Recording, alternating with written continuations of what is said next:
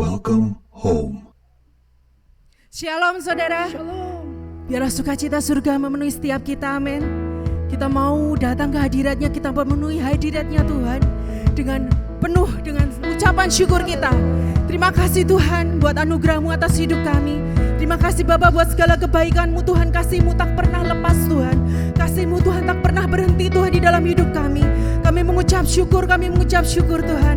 Biarlah sukacita surgawi-Mu Tuhan turun atas setiap kami. Biarlah segala damai sejahtera-Mu Tuhan dan kebaikan-Mu Tuhan, kebajikan dan kemurahan-Mu Tuhan memenuhi setiap kami. Di dalam nama Yesus kami mau mulai ibadah kami. Amin. Amin. Mari kita mau bangkit berdiri, kita mau bawa pujian kita di hadirat Tuhan pagi hari ini. Haleluya.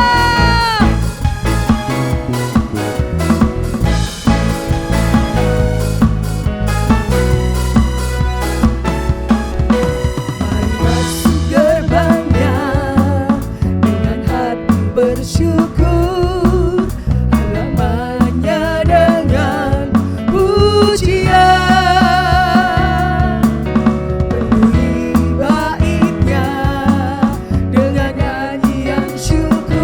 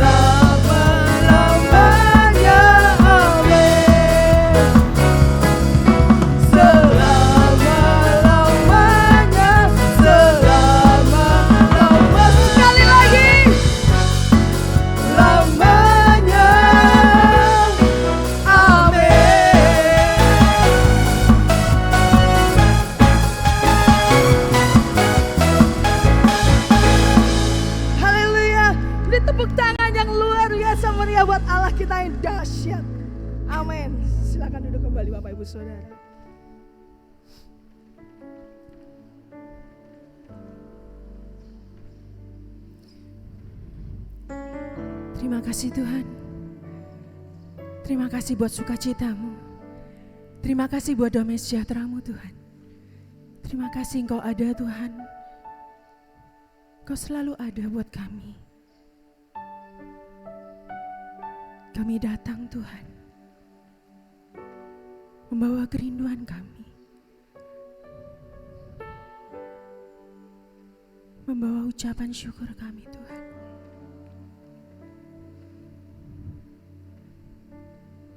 Engkau Yesus yang terindah dalam hidup kami.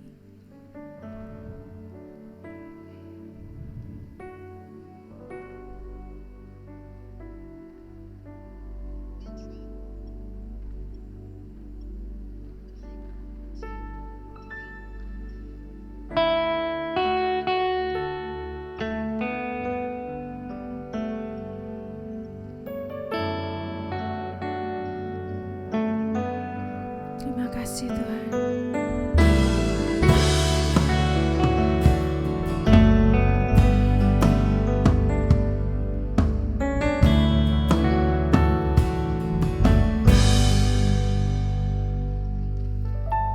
Ku datang dengan syukurku, membawa kerinduanku.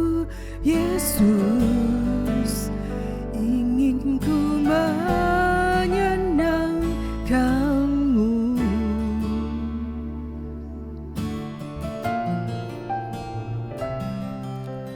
Karyamu indah bagiku, kasih yang menyelamatkanku. Yesus, inilah persembahanku.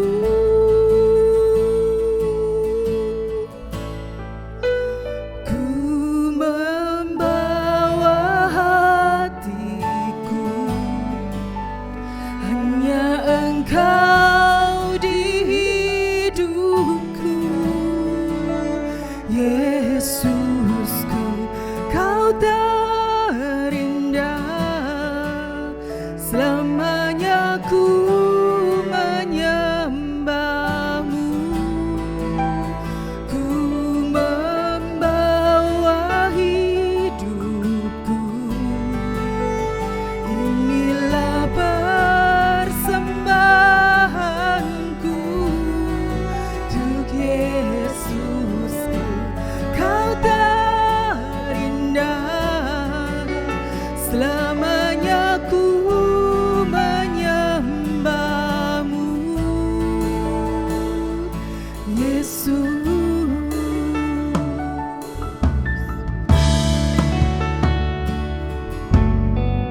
kami datang Tuhan, inilah persembahan kami.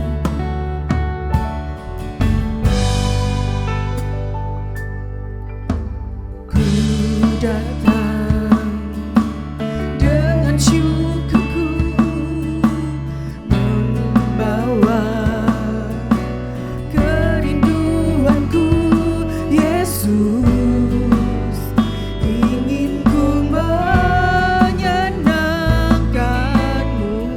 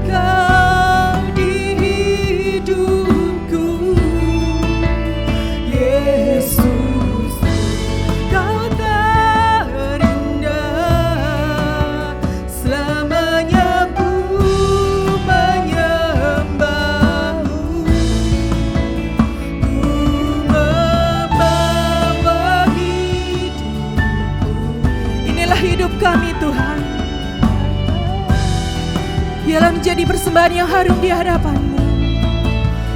Yesus, Kau terindah, selamanya ku menyembah-Mu. Yesus,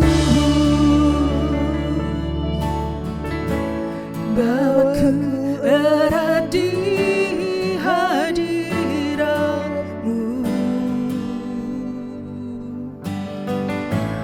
Hatiku persembahan bagi-Mu.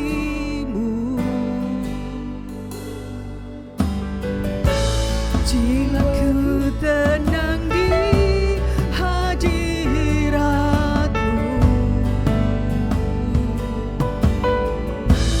Hatiku aman dalam kasih-Mu.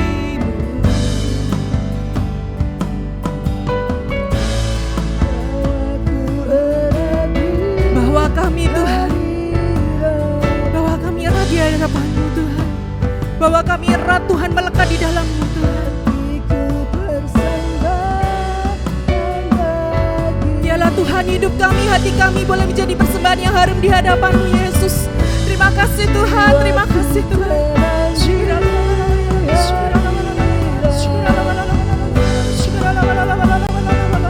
Bawa ku erat Tuhan.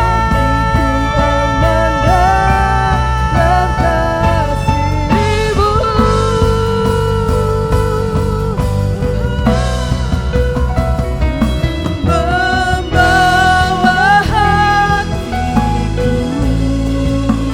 inilah persembahanku. Yesus, Kau terindah, selamanya ku menyembah-Mu. Membawa hidupku, inilah persembahanku. Untuk Yesus, Kau terindah, selamanya ku menyembah-Mu. Oh Yesus, Kau terindah, selamanya ku menyembah-Mu. Yesus.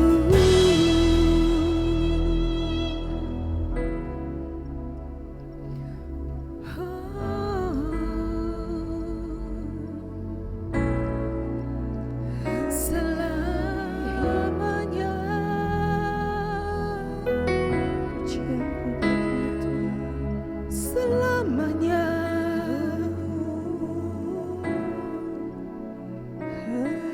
selamanya, selamanya, selamanya ku menyembah-Mu. Selamanya hidupku Tuhan hanya untuk-Mu.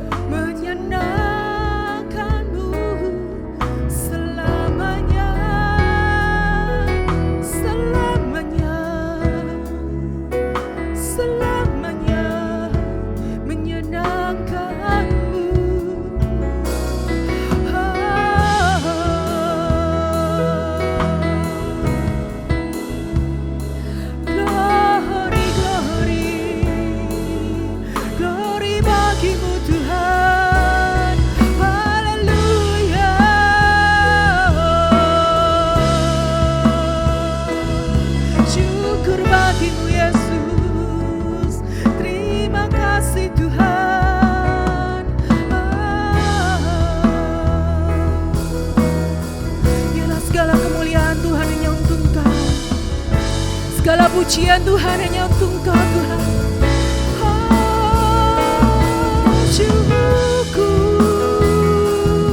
Syukur Tuhan, Kau Allah yang baik, Kau Bapa yang baik. Kebaikan-Mu Tuhan penuhi hidup kami, penuhi hidup kami Tuhan, sertai langkah kami. Terima kasih Yesus, terima kasih Tuhan. Haleluya.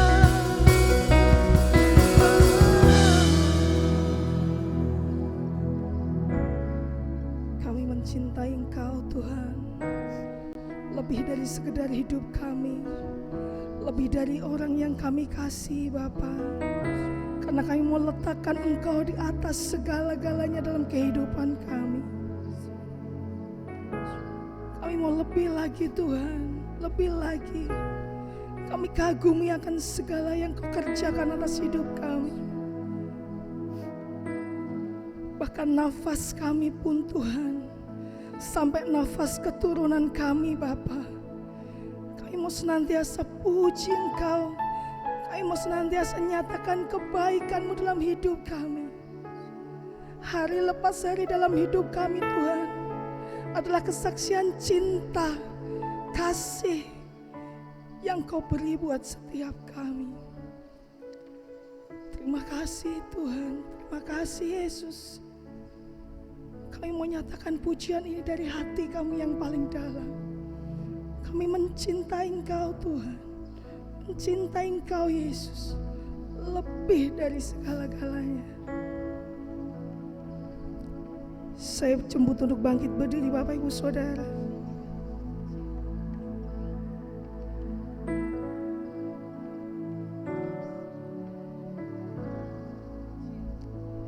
Ku cinta Kau, rahmat-Mu nyata bagiku. Hidupku di dalam tangan-Mu. Saat pagi ku terbangun sampai ku terbaring, ku nyanyi kebaikan-Mu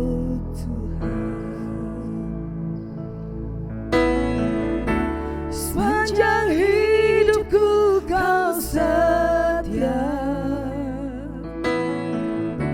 sepanjang hidupku Kau sangat baik. Nafasku memuliakan-Mu, ku nyanyi kebaikan-Mu Tuhan.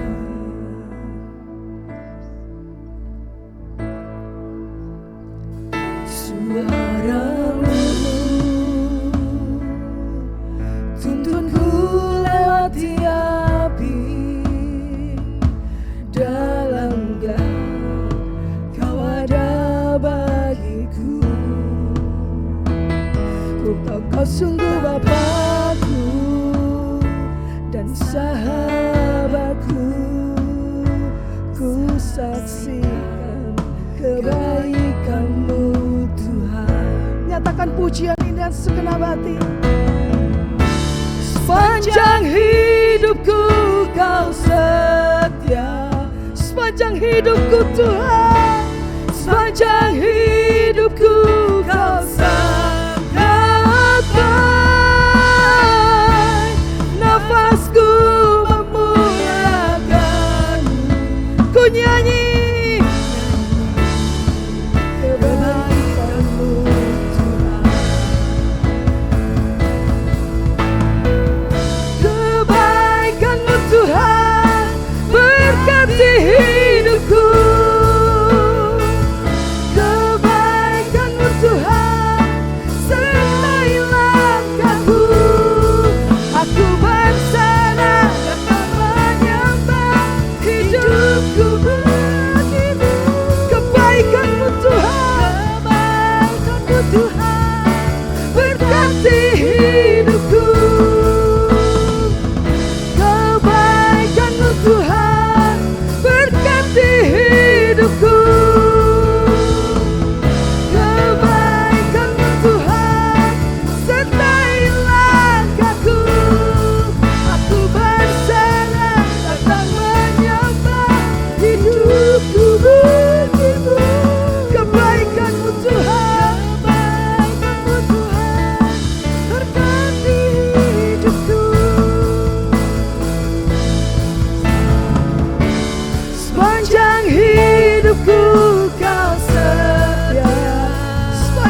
hidupku Kau baik Tuhan. Sepanjang hidupku Kau sangat baik. Nafasku memuliakan-Mu. Ku nyanyi kebaikan-Mu sepanjang hidupku. Sepanjang hidupku Kau setia. Sepanjang hidupku Kau sangat baik. Nafasku memuliakan-Mu. Ku nyanyi kebaikan-Mu Tuhan. Nyatakan sepanjang hidupku Kau baik Tuhan. Sepanjang hidupku Kau setia. Sepanjang hidupku Kau sangat baik. Nafasku memuliakan-Mu. Ku nyanyi kebaikan-Mu Tuhan. Haleluya Yesus Tuhan.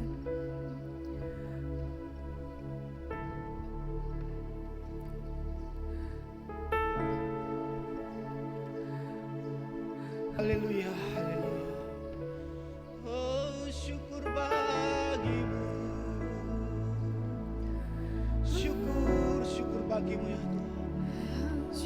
Oh, terima kasih Tuhan. Haleluya. Haleluya. Syukur bagimu ya Tuhan. Engkau sungguh baik dalam hidup kami ya Bapa. Oh Yesus. Haleluya. Haleluya. Syukur bagimu. Terima kasih Tuhan. Terima kasih ya Bapa. Engkau bawa kami lebih masuk dalam lagi kehadirat-Mu. Yesus. Terima kasih Tuhan.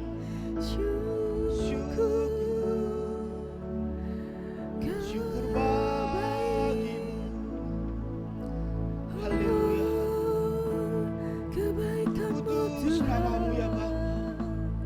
Kudus namamu ya Tuhan.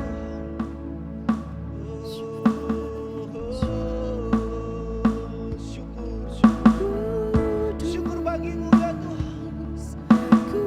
Bawa kami masuk ke dalam kehadirat-Mu ya Bapa. Bawa kami masuk ke dalam cinta kasih-Mu ya Tuhan. Yesus. Karena Engkau adalah Allah kami. Engkau adalah jalan kebenaran bagi kami Tuhan.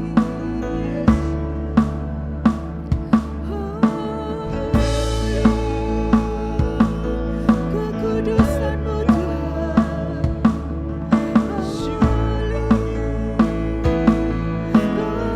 Glory bagimu. Terima kasih Tuhan. Glory Terima kasih ya Bapa. Terima kasih Tuhan. Bapa, terima kasih ya Bapa atas segala kebaikan-Mu, kemurahan-Mu dalam hidup kami Tuhan. Pada pagi ini Tuhan, kami rindu akan kebenaran firman-Mu. Kami haus akan cinta kasih-Mu ya Bapa. Firman-Mu bisa menjadi pelita dan terang bagi kami ya Tuhan Yesus. Terima kasih ya Bapa. Terima kasih. Kami rindu Tuhan bahwa kami lebih dalam lagi masuk hadirat-Mu. Berikanlah kami hikmat. Setiap kami bisa memahami apa isi hati-Mu ya Tuhan. Terima kasih Tuhan. Kami percaya ya Bapa. Engkau hadir di tengah-tengah kami. Mengurapi semua yang ada di sini Tuhan Yesus. Membawa jiwa kami dalam kemenangan ya Tuhan. Terima kasih Tuhan. Biarlah Engkau sendiri yang akan menyampaikan kebenaran firman-Mu Tuhan. Melalui hamba-Mu yang lemah ini ya Tuhan Yesus. Terima kasih Tuhan. Kami siap mendengarkan firman-Mu pagi ini. Dalam nama-Mu, haleluya. Amin. Silakan duduk Bapak Ibu. Shalom. Selamat datang. Saya ucapkan bagi jemaat baru yang mungkin baru hari ini bergabung bersama kami. Puji Tuhan, itu semua karena bukan kebaikan kita, itu semua juga bukan karena kehebatan kita, tapi semua itu rencana Tuhan yang baik dalam hidup kita, sehingga kita bisa bersama-sama hari ini berkumpul dalam gereja ini. Tidak lupa kita selalu mengucap syukur pada Tuhan bahwasanya sampai hari ini kita masih diberi nafas kehidupan. Itu artinya bahwa kita masih diberi kesempatan. Kesempatan untuk apa, Bapak Ibu Saudara? Jika kita sampai hari ini masih diberi kesempatan, berarti kesempatan untuk apa, Bapak Ibu Saudara? Kesempatan untuk menjadi kaya? Ya boleh mungkin. Kesempatan kita untuk menjadi popularitas? Boleh. Atau mungkin kesempatan kita untuk mendapatkan jodoh. Ya mungkin bagi yang belum mendapatkan jodoh ya. Atau mungkin juga kesempatan kita untuk dapat pekerjaan lebih baik, lulus studi kita. Ya semuanya boleh. Asal itu untuk kemuliaan Tuhan. Bagi yang diberi kesempatan dalam berkelimpahan, jangan lupa bahwa kita juga harus memberkati sesama kita.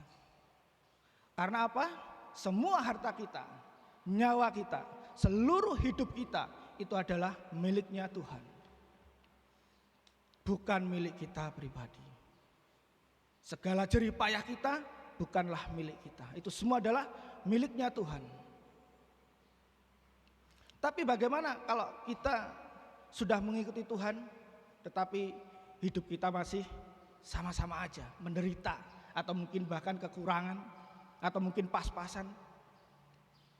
Bapak Ibu Saudara, asal kita mengikuti Tuhan Yesus, mau kita hidup dalam penderitaan, mau kita hidup dalam kemewahan atau kelimpahan, sama saja, tidak ada bedanya. Karena kita sama-sama akan menerima damai sejahtera dan juga kemenangan. Banyak sekali Bapak Ibu Saudara yang hidupnya berkelimpahan harta, tetapi tidak mengalami hidup damai sejahtera. Karena apa? Karena hidupnya tidak bersama Tuhan. Ada juga yang hidupnya pas-pasan, mungkin juga dalam penderitaan, tetapi dia menjalani hidup dengan tenang. Karena apa? Kita selalu bersama Tuhan. Jadi kita endingnya nanti pasti akan menerima sebuah kemenangan, damai sejahtera dari Tuhan. Kita membuka kisahnya di Perjanjian Lama ya, kisahnya Sadrak, Mesrak, dan Abednego. Itu Raja Nebukadnezar yang waktu itu menghukum mereka, dimasukkan dalam perapian karena mereka tidak patuh kepada Raja Nebukadnezar. Dia hanya patuh kepada Tuhan, Sang Penciptanya. Jadi mereka harus melewati hukuman yang diberikan kepada Raja Nebukadnezar. Mereka dimasukkan dalam perapian. Di saat dia masuk dalam perapian, itu adalah sebuah penderitaan. Tetapi jiwanya tetap tenang. Karena apa? Karena dia selalu bersama Tuhan. Di saat dia masuk melewati dalam api yang membara, itu kalau aplikasinya ke kita, kita melewati penderitaan hidup, pergumulan hidup dalam dunia ini. Tetapi mereka tenang. Karena apa? Dia selalu percaya bersama Tuhan. Dia keluar dari perapian, sedikit pun kulitnya tidak terbakar sama sekali. Karena apa saudara? Karena mereka percaya kepada Tuhan. Tetapi yang paling utama, kita ini diberi kesempatan hidup untuk apa saudara?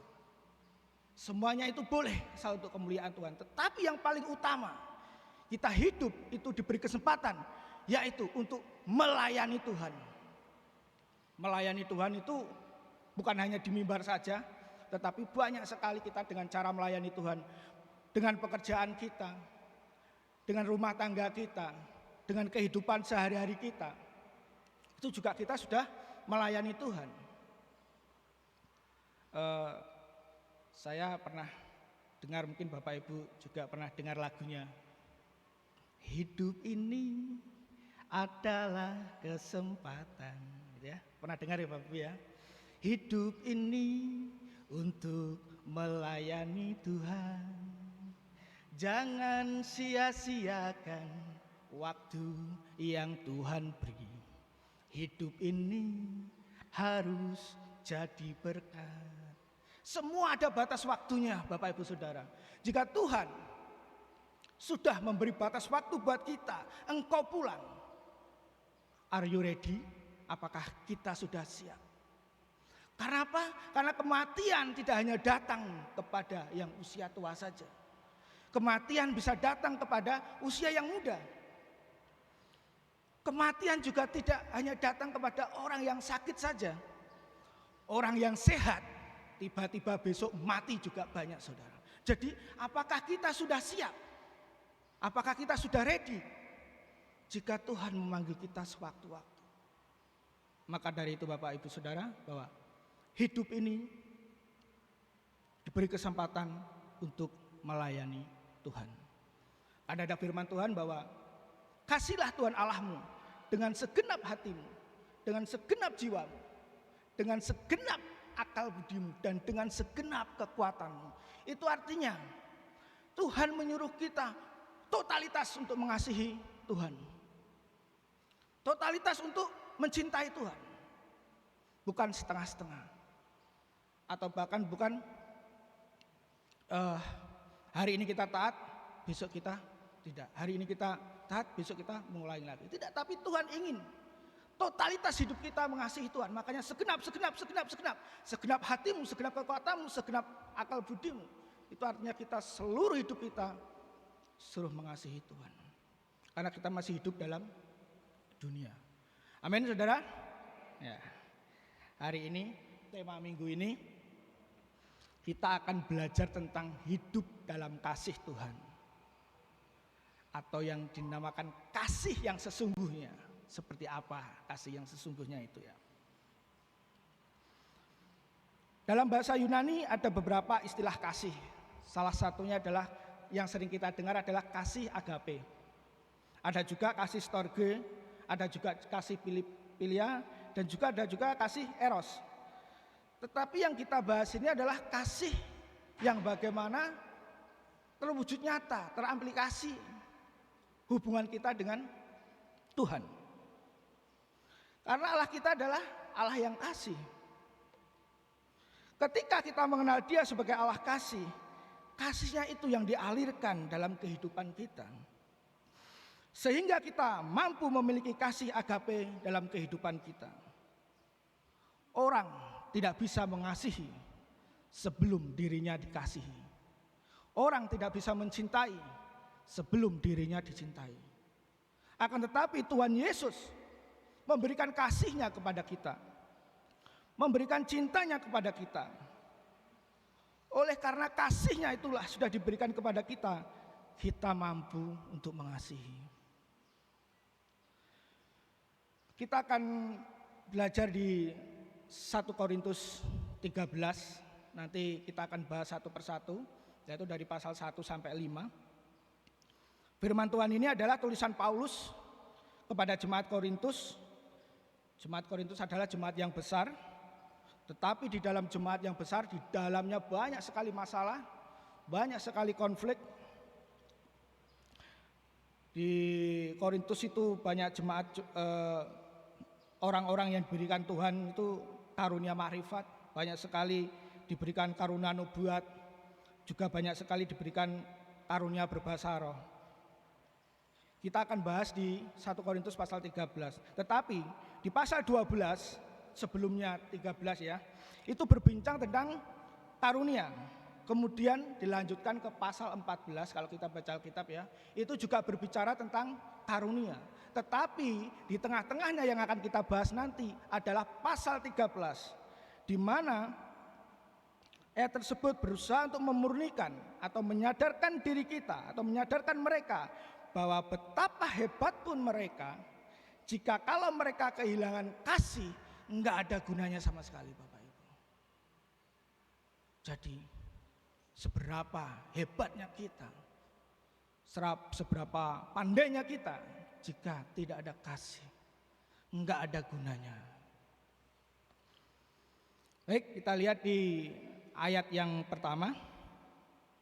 Sekalipun aku dapat berkata-kata dengan semua bahasa manusia dan bahasa malaikat, tetapi jika aku tidak mempunyai kasih, aku sama dengan gong yang berkumandang dan canang yang gemerincing. Ayat tersebut menyampaikan, sekalipun aku fasih dalam banyak hal, sekalipun aku pintar menasehati, sekalipun kata-kataku kata-kata yang penuh puitis, tetapi kalau tidak ada kasih di dalamnya, Paulus katakan seperti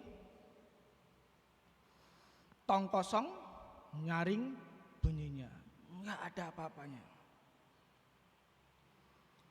Paulus coba menjelaskan bahwa di dalam kekristenan kita itu punya basic yang sama Tuhan, yaitu kasih. Karena kasih adalah sifat Tuhan dan kita adalah anak-anak Tuhan.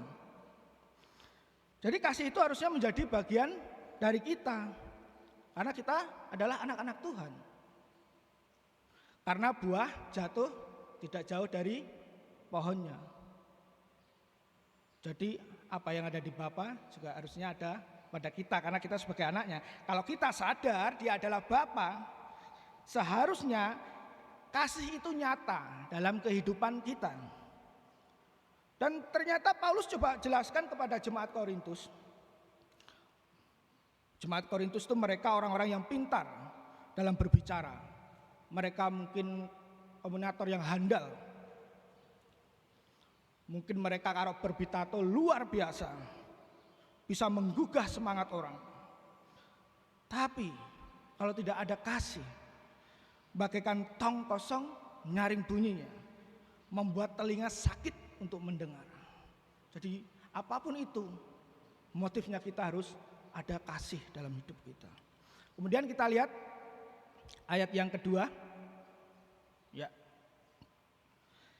Sekalipun aku mempunyai karunia untuk bernubuat dan aku mengetahui segala rahasia dan memiliki sebuah pengetahuan, dan sekalipun aku memiliki iman yang sempurna untuk memindahkan gunung, tetapi jika aku tidak mempunyai kasih, aku sama sekali tidak berguna. Ini bukan saya yang ngomong ya saudara-saudara, ini firman Tuhan. Ayat 2 ini malah lebih pedas lagi. Sekalipun karuniaku hebat, sekalipun aku populer dalam banyak hal, tetapi aku enggak berguna kalau aku tidak memiliki kasih. Luar biasa ya saudara, kasih. Paulus itu menjelaskan bahwa apapun yang kita lakukan, bagaimanapun hebatnya kita, kalau enggak ada kasih berarti enggak ada artinya, enggak ada gunanya. Ini kasih terus ya Tuhan, karena kita berbicara tentang kasih saudara. Kemudian ayat yang ketiga. Dan sekalipun aku membagi-bagikan segala sesuatu yang ada padaku, bahkan menyerahkan tubuhku untuk dibakar, tetapi jika aku tidak mempunyai kasih, sedikit pun tidak ada faedahnya bagiku. Di ayat ketiga ini ngomong gini Bapak Ibu Saudara, sekalipun sosialku bagus, maksudnya ya, suka bantu, suka berkorban untuk orang lain, tetapi jika enggak ada dasar kasih, itu enggak punya kontribusi dalam hidupku, enggak ada faedahnya. Alkitab mencatat sedikit pun nggak ada faedahnya, itu artinya tidak ada hasilnya dalam hidup kita. Bapak Ibu Saudara, saya mau katakan ya, bahwa kita bisa memberi, tapi kita belum tentu bisa mengasihi. Tetapi kita bisa mengasihi dan kita juga bisa memberi.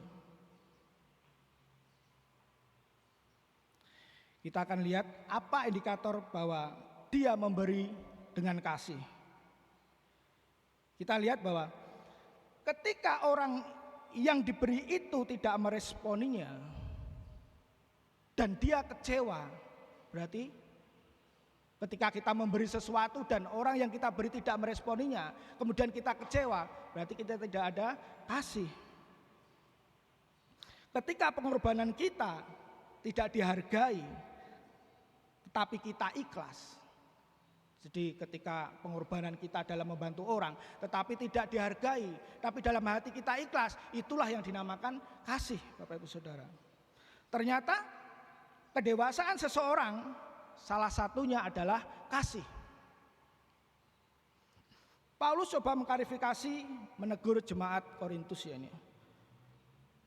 Hei jemaat Korintus, jangan berpikir kalau kamu sudah melakukan totalitas banyak hal dalam hidupmu itu sudah baik. Tetapi coba lihat hatimu, apakah motifmu itu adalah kasih? Apakah niatmu itu adalah kasih? Atau karena ada sesuatu? Paulus coba menjelaskan ayat yang pertama sampai yang ketiga bahwa kasih itu lebih unggul dari segalanya. Kasih itu harusnya mewarnai semua kegiatan. Kasih itu harusnya mewarnai setiap kata-kata. Karena kasih itu harusnya ada di dalam setiap karunia. Dan kasih itu harusnya ada dalam setiap pengorbanan. Kalau kita dengar ini ya Bapak Ibu Saudara, ini pedas sekali, ini peringatan kepada jemaat Korintus. Dan mungkin ini juga peringatan buat kita semua. Bagaimanakah kadar kasih kita? Sudahkah memang sudah naik? Atau grade-nya semakin hari kasih kita semakin menurun? Kita akan cross check di ayat yang keempat sampai kelima ya Bapak Ibu Saudara. Kita akan lihat satu persatu. Kita akan bedah satu persatu bahwa kita ini sudah lulus atau belum, bahwa kita ini sudah hidup dalam kasih atau hanya sebatas kata-kata saja. Kita harus hidup menyatakan kasih itu dengan perbuatan nyata, bukan hanya sekedar kata-kata. Kita sering kata-kata kasih, kasih, kasih, tetapi apakah perbuatan kita sudah sesuai dengan kata-kata kasih? Hari ini kita mencoba untuk cross check bagaimana kasih itu bisa wujud dalam hal apa saja. Kita lihat ayat yang berikutnya, ayat 3 sampai ke ayat 4 sampai 5. Ya, ayat 4 sampai 5.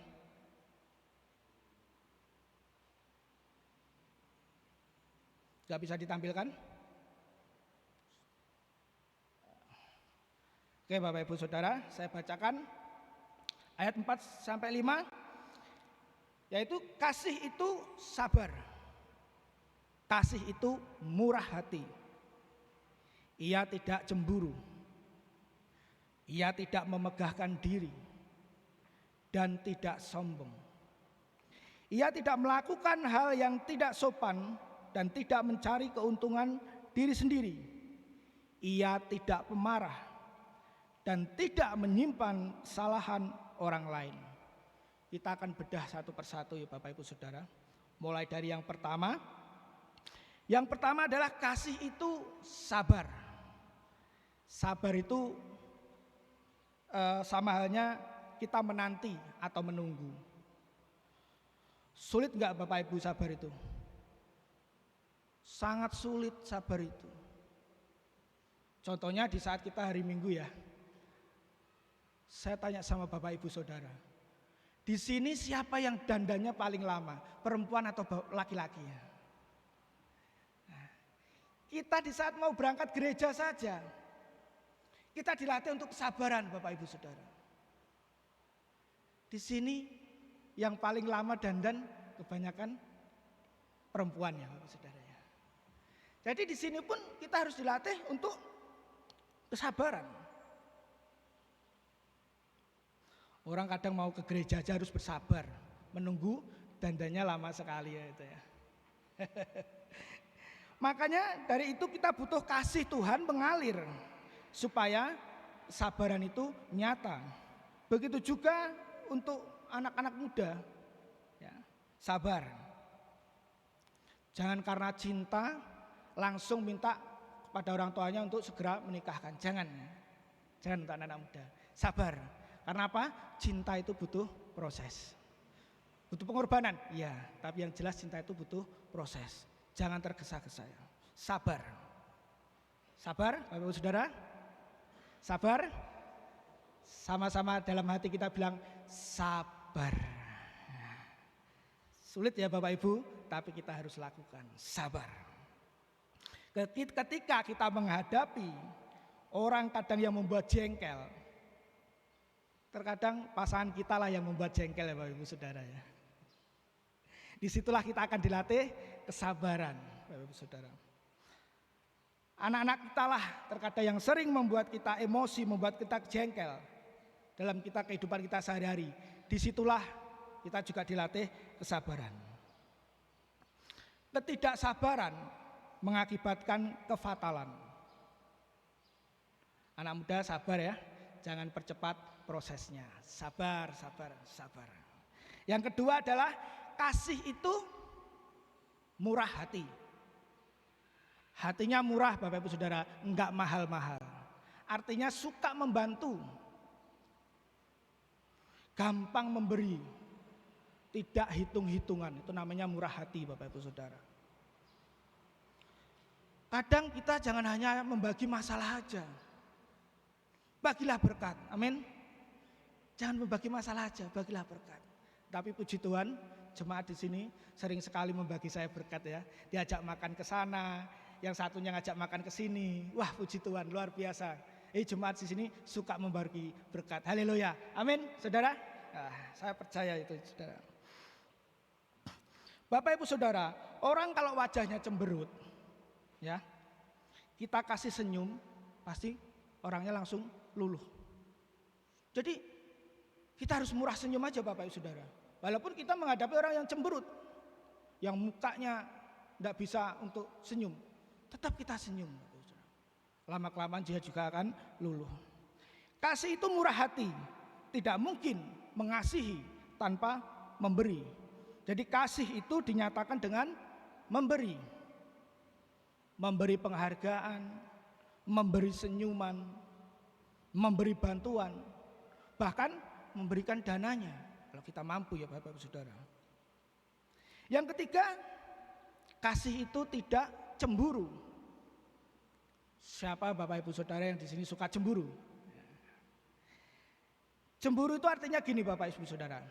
Ketika contohnya kita dalam suatu pekerjaan, seorang pimpinan kita memberikan hadiah kepada teman kerja kita. Terus kita bilang, loh kok dia sih yang diberi? Loh harusnya aku yang diberi, karena aku ini orangnya rajin. Kok dia harusnya aku? Itu namanya cemburu Bapak Ibu Saudara. Dan cemburu di sini akan sampai kepada level iri hati. Iri hati itu apa? SMS. SMS itu susah melihat orang senang. Itu adalah iri hati atau cemburu. Kalau ada orang yang mungkin sahabat kita atau teman kita yang ekonominya lagi naik, dapat uang dari mana dia? Itu cemburu namanya Bapak Ibu Saudara. Jangan cemburu dengan keberhasilan orang lain. Amin. Kalau orang lain lebih dalam banyak hal daripada kita, jangan cemburu, tetaplah bersyukur. Bapak Ibu Saudara, saya mau katakan lebih gampang kita turut berduka cita sama orang yang berduka cita. Karena kita lebih gampang ke rumah duka. Kita akan nangis bersama-sama dengan mereka.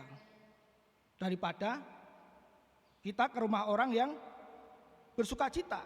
Contohnya mungkin baru membeli sesuatu.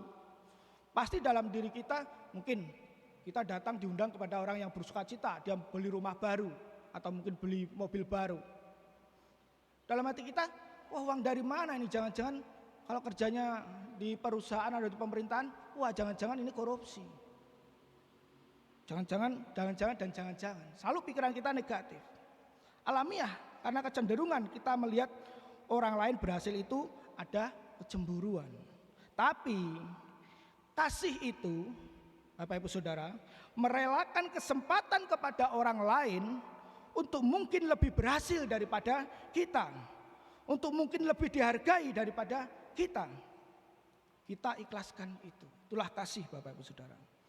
Kemudian yang berikutnya, yang keempat, kasih itu tidak memegahkan diri dan tidak sombong.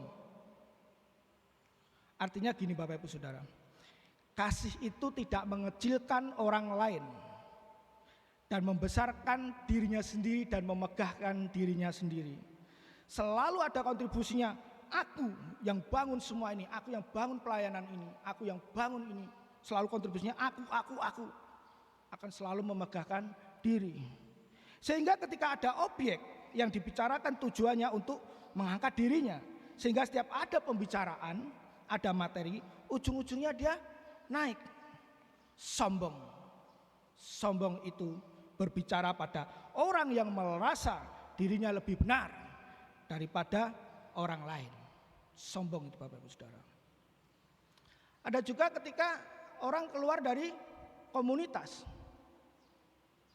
Wah ini komunitas ini tidak benar ini. Komunitas ini suka ngerumpi ini. Kemudian dia keluar. Itu berarti kita lagi sombong Bapak Ibu Saudara. Berarti kita menganggap bahwa dia bukan selevel kita. Itu artinya sombong Bapak Ibu Saudara. Kenapa kita tidak boleh sombong? Karena setiap kita pun punya kelemahan dan kesalahan. Mungkin kita nggak tahu apa kelemahan kita, tetapi orang lain bisa melihat kelemahan kita. Sehingga tak ada satupun yang perlu kita sombongkan dalam hidup kita. Sombong juga berbicara, tidak mau dikasih tahu, itu juga sombong Bapak Ibu Saudara. Kadang kita ini mau semua kita yang menentukan, kadang kita ini semua yang kita yang nasihati. Jadi kita itu sombong kalau seperti itu Bapak Saudara. Sehingga kita mulai mengatur. Kita harus tahu posisi kita harus tahu menempatkan diri kita, karena kasih itu tidak sombong.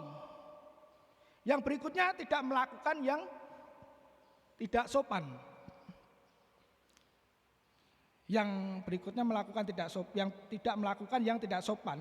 Itu berbicara tentang norma sopan santun. Jadi kasih itu harus sopan. Sopan itu dijabarkan dalam 3 hal. Perkataan, perbuatan, dan penampilan.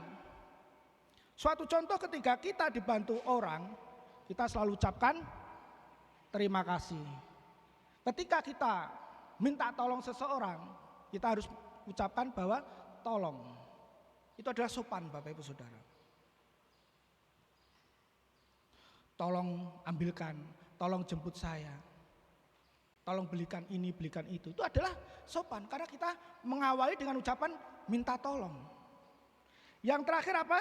Kalau kita salah, kita harus minta maaf. Tapi bukan minta maaf yang terus-terusan ya Bapak Ibu Saudara ya. Bapak-bapak ketika minta maaf sama istrinya, itu tidak merendahkan harga diri kita, Bapak-bapak.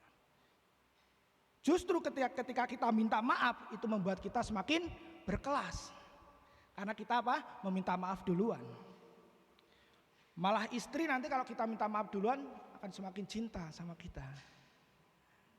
Karena kita minta maafnya lebih dulu. Kalau kita minta maaf kepada istri, dia malu-malu untuk bilang iya. Itu rasanya sebenarnya dia seperti diberikan sesuatu yang lebih berharga, bahwa kita adalah merendahkan diri kita, merendahkan hati kita, kita minta maaf lebih dulu. Jadi sopan itu ketika kita mau minta maaf. Kita harus bisa memposisikan di mana kita berada, bagaimana perbuatan kita menghormati orang-orang sekitar kita. Penghormatan itu bukan karena hanya jabatan saja. Yang ketiga, sopan itu berbicara tentang penampilan. Buatlah orang itu memiliki kesan yang baik dari penampilan kita. Jangan asal-asalan Bapak Ibu Saudara. Ke gereja pun kita juga butuh penampilan. Bagaimana kita sopan, rapi, enak dilihat, nyaman orang memandangnya. Itu adalah sopan Bapak Ibu Saudara. Yang berikutnya, kasih itu tidak mencari keuntungan diri sendiri. Orang yang hidup dalam kasih adalah orang yang tidak selalu berpikir apa yang ku dapat. Bapak Ibu Saudara, orang yang mementingkan diri sendiri itu kelihatan. Suatu contoh Bapak Ibu Saudara. Di dalam suatu pertemuan kita bersama teman-teman mungkin, di situ ada kue atau roti 5 biji di piring. Padahal di sini orangnya ada 6. Orang yang selalu mementingkan diri sendirinya akan berpikir, saya harus mengambil duluan. Karena nanti kalau tidak mengambil duluan, saya nggak akan kebagian. Karena posisinya 6 orang, kuenya ada 5 kue. Itu namanya mementingkan diri sendiri, Bapak Ibu Saudara. Tetapi kalau kita hidup dalam kasih, pasti kita akan lebih dulu mempersilahkan. Silahkan. Kita berani berkorban untuk kasih. Yang terakhir, Bapak Ibu, ia tidak pemarah. Kalau istilah sekarang, pemarah itu bisa kita ibaratkan kayak sumbu pendek ya. Gampang terprovokasi, gampang tersulut, gampang meresponi sesuatu.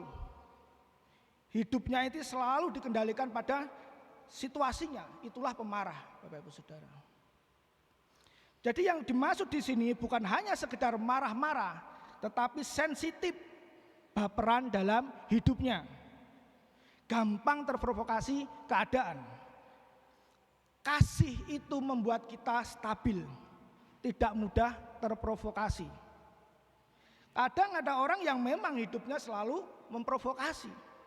Tetapi kalau orang yang hidupnya dalam kasih, tidak mudah terprovokasi. Amin.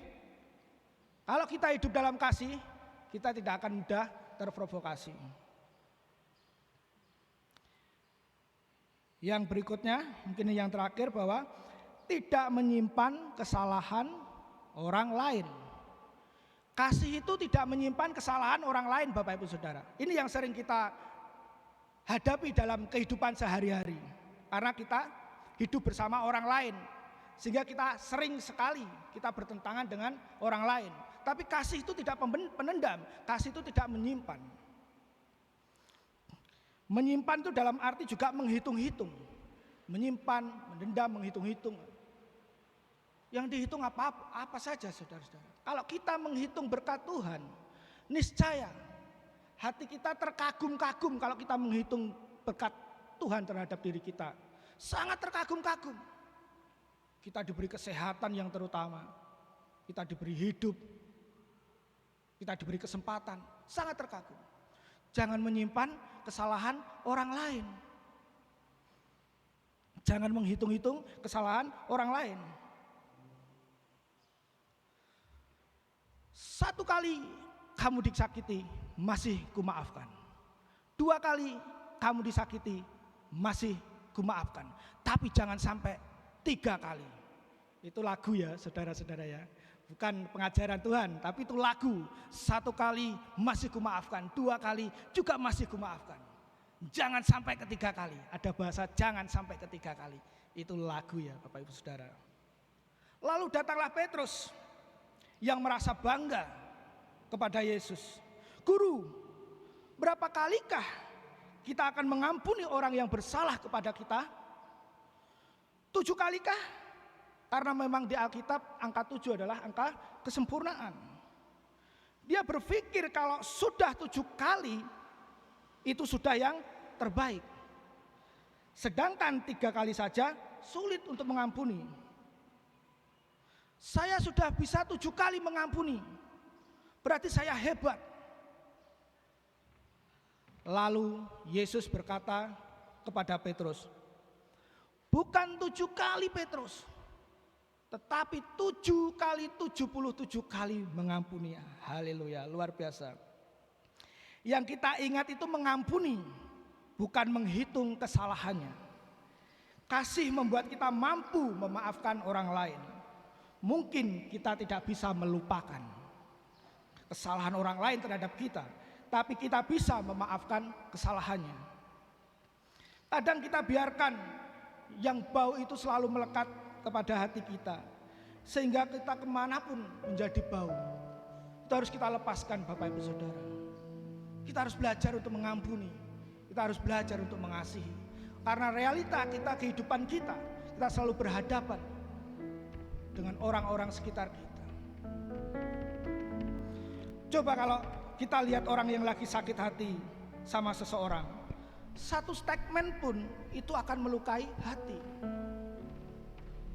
Karena apa Bapak Saudara? Karena belum selesai, dalam dirinya belum setel untuk bisa mengampuni orang lain. Mungkin sifatnya hanya bercanda, tapi bagi dia serius.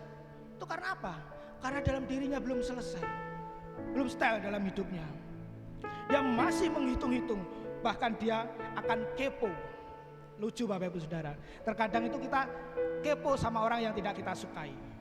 Kita kepo sama statusnya, kita kepo sama IG-nya, Twitter-nya, Facebook-nya. Kita selalu beranggapan, wah jangan-jangan dia menyindir saya, jangan-jangan dia menyindir aku ini. Karena apa Bapak Saudara? Kita belum melepaskan pengampunan, sehingga diri kita, dalam diri kita ini masih bau. Karena yang Tuhan mau apa? Yang Tuhan mau adalah kita mengampuni, melepaskan pengampunan. Karena kita sudah diampuni oleh Tuhan. Saya pernah mendengar khotbah dari seorang pendeta, seorang hamba Tuhan, yang itu juga saya alami dalam kehidupan saya. Punya motivasi bagus tentang pengampunan. Pengampunan tidak mengubah saudara. Pengampunan tidak mengubah orang yang menyakiti hati saudara. Tetapi pengampunan akan mengubah hati kita. Mari kita sejenak berpikir, betapa banyak dari saudara yang menginginkan hidupnya mengalami perubahan. Dan pengampunan mengubah hati saudara.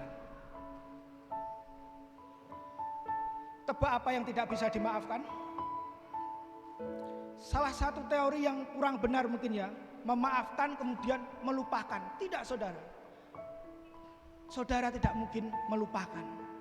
Saudara tetap akan mengingat. Tapi Anda memiliki kesempatan untuk memaafkan setiap kali Anda mengingatnya. Ada beberapa hal dalam hidup saya, ada beberapa hal yang pernah saya alami, sampai saya benar-benar merasa sakit hati. Tetapi di sini saya segera dipulihkan, dibalut luka saya sama Tuhan. Saya belajar untuk mengampuni.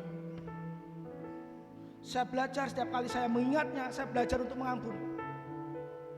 Supaya hidup saya damai sejahtera. Pengampunan bukanlah solusi untuk semua masalah.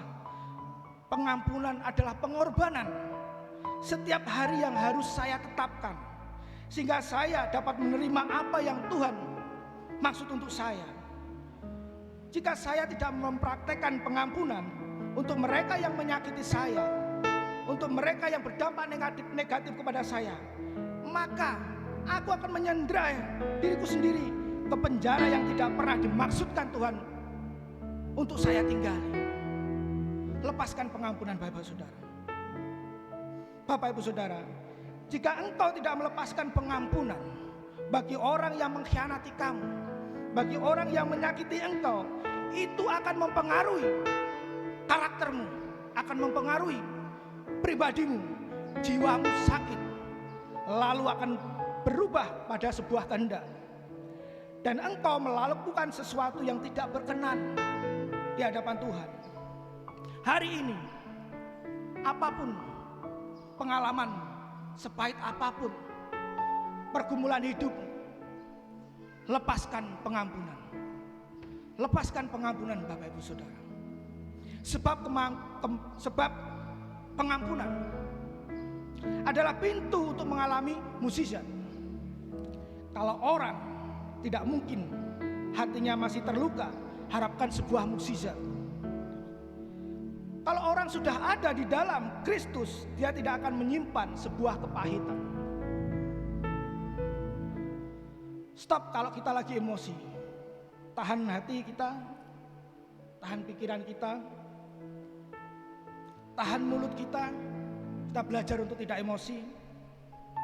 Hari ini, kalimat-kalimat yang sering kali keluar dalam emosi kita buang Bapak Ibu Saudara. Supaya keluarga kita diberkati Tuhan. Boleh marah, tapi jangan mengumpat. Engkau jangan membalas kejahatan dengan kejahatan. Dan jangan ada kata kutuk. Orang sakiti kita, malah kita berkati dia. Kalau saudara hari ini berdoa dan sebut nama orang yang pernah sakiti hati saudara, saudara bilang, Tuhan berkati dia, jangan kutuk dia. Tuhan tolong limpahkan berkat untuk dia. Kita lakukan itu ke orang, berkat kita tidak akan pernah berhenti saudara. Selalu aja ada berkat yang luar biasa dalam hidup kita. Amin Bapak Saudara. Lepaskan pengampunan. Karena hidup kita adalah hidup yang dikehendaki Tuhan, yaitu adalah kasih. Mari Bapak Ibu Saudara, kita bangkit berdiri. Kita akan baca firman Tuhan yang terakhir, yaitu di Efesus 4 ayat 31 sampai dengan 32. Jelas ya saudara? Kita akan baca bersama-sama. Segala kepahitan, kegeraman, kemarahan, pertikaian, dan fitnah hendaklah dibuang dari antara kamu. Demikian pula segala kejahatan. Tetapi hendaklah kamu ramah terhadap seorang yang lain, penuh kasih mesra dan saling mengampuni, sebagaimana Allah di dalam Kristus telah mengampuni kamu. Haleluya, amin. Puji Tuhan saudara, silakan duduk kembali.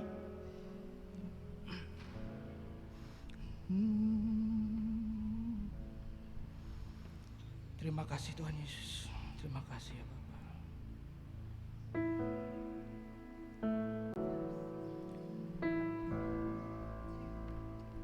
Ku cinta Kau, rahmat-Mu nyata bagiku, hidupku di dalam tangan-Mu. Terima kasih Tuhan. Saat pagi ku terbangun sampai ku terbaring, Terima kasih ya Bapak. ku nyanyi kebaikan-Mu Tuhan. Sepanjang hidupku Kau setia. Amin. Sepanjang hidupku Kau sangat baik. Nafasku memuliakan-Mu.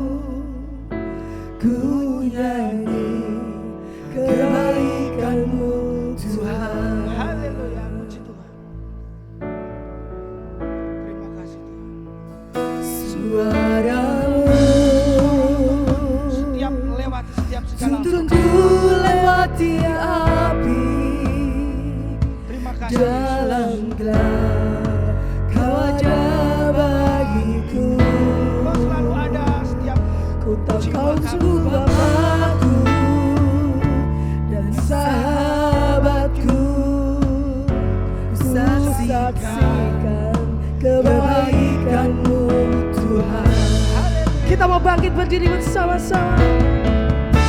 Sepanjang hidupku kau setia.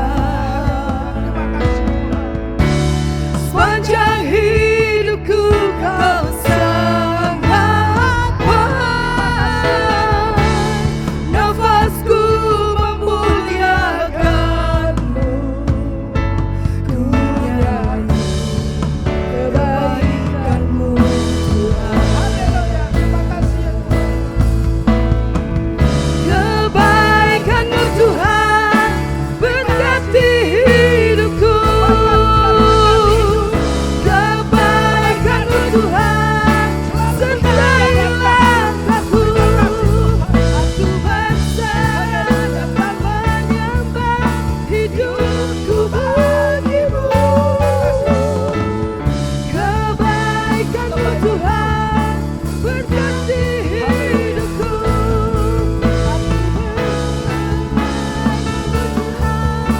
Berkati hidupku. Kebaikanmu Tuhan sertai langkahku. Aku berserah dapat menyembah hidupku bagimu. Kebaikanmu Tuhan berkati hidupku. Sepanjang hidupku kau setia. Sepanjang hidupku kau sangat baik. Nafasku memuliakanmu. Ku nyanyi kebaikanmu Tuhan. Mari sama-sama. Sepanjang hidupku kau setia. Kau setia Tuhan. Sepanjang hidupku kau sangat baik. Dalam hidupku ya Bapa. Nafasku Biarkan nafasku selalu memuliakan Engkau ya Tuhan. kebaikanmu Tuhan.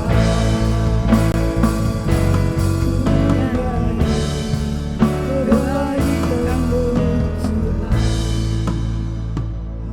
Terima kasih Tuhan. Terima kasih ya Bapa. Biarkanlah setiap nafas kami selalu memuja dan menyembah-Mu Tuhan Yesus. Karena Engkau sertai setiap langkah kami. Kau selalu bimbing setiap langkah kami. Kau tuntun setiap hidup kami Tuhan. Terima kasih ya Bapa. Terima kasih. Ajari kami untuk saling mengasihi Tuhan. Karena Engkau sudah mengasihi kami Tuhan. Biarlah kami melepaskan pengampunan setiap orang yang menyakiti hati kami Tuhan. Kami ingin lepaskan pengampunan itu ya Bapa.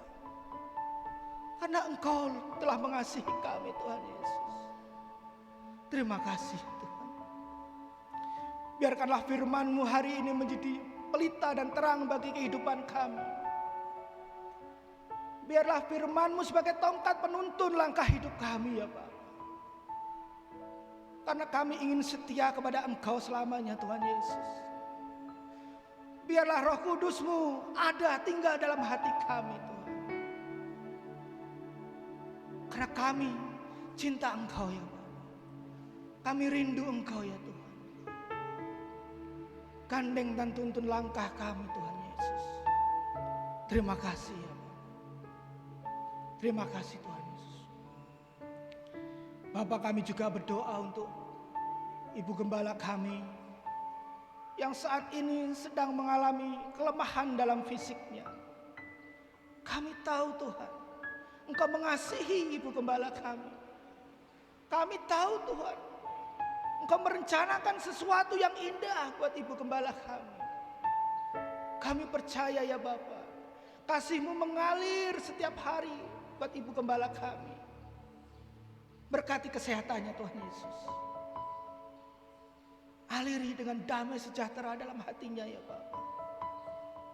Terima kasih Tuhan Yesus. Terima kasih. Kami mengucap syukur. Kami berdoa di dalam nama-Mu. Haleluya. Amin.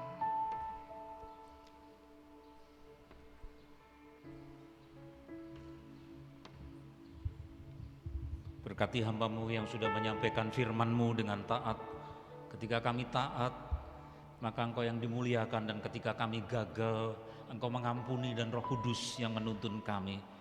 Berkati hamba-Mu Tuhan, berkati kesehatannya, berkati keluarganya, berkati pekerjaannya, berkati pelayanannya.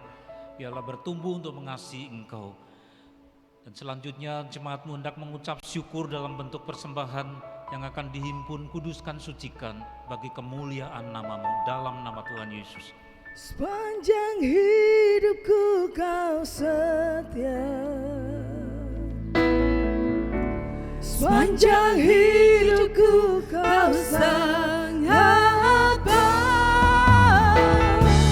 Nafasku memuliakan-Mu, ku nyanyi kebaikan-Mu Tuhan. Sepanjang hidupku Kau setia, sepanjang hidupku Kau sangat baik. Nafasku memuliakan-Mu, ku nyanyi kebaikan-Mu Tuhan. Hosana, Hosana.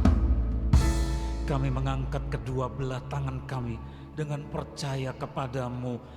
Lihat Tuhan, tilik jemaat ini Tuhan.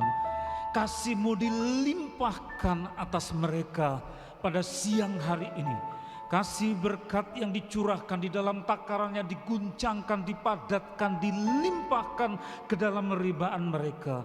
Oleh karena nama Bapa, Sang Putra yang kekasih yang mengasihi kami, dan pekerjaan Roh Kudus yang menuntun kami pada siang hari ini sampai Tuhan datang yang kedua kali, bahkan sampai selama-lamanya, di dalam nama Tuhan Yesus Kristus yang mengasihi kami. Semua yang percaya berkata bersama, amin. Tuhan memberkati. Kuasa